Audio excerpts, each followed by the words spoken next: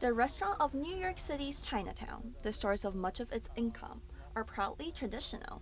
But something new is coming. A new generation of entrepreneurs is bringing new flavors and new sights to the streets of Chinatown. I'm with Wellington Chen, a longtime community advocate.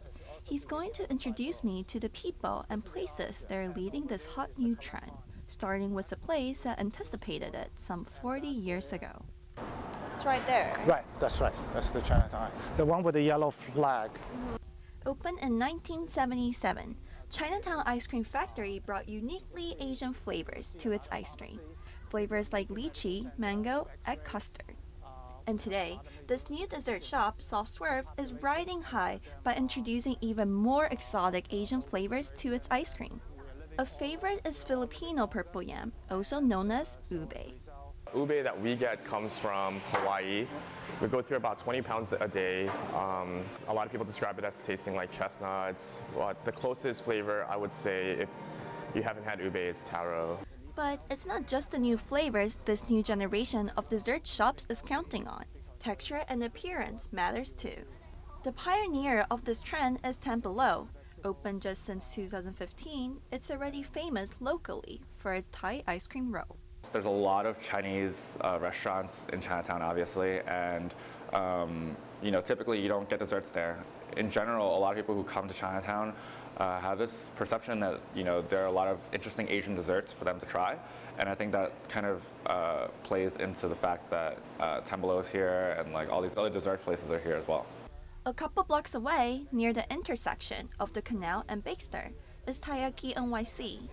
The store was an instant hit on Instagram last year with their signature fish-shaped cone, inspired by a traditional Japanese dessert. Me and my business partners traveled back to Asia.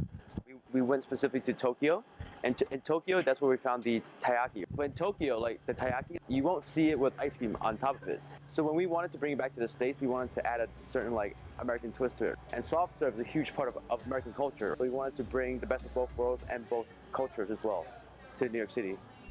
But not every new dessert shops drew their inspiration from overseas. Wellington took me to Igloo, a store whose signature dessert was inspired by the local community. Igloo has a different spin on the ice cream. So you were saying they have some signature. Yeah, obviously they use waffles, and it's a nice combination. Growing up, they did sell these Hong Kong egg cakes in the neighborhood, but they were only sold solely on the street stands.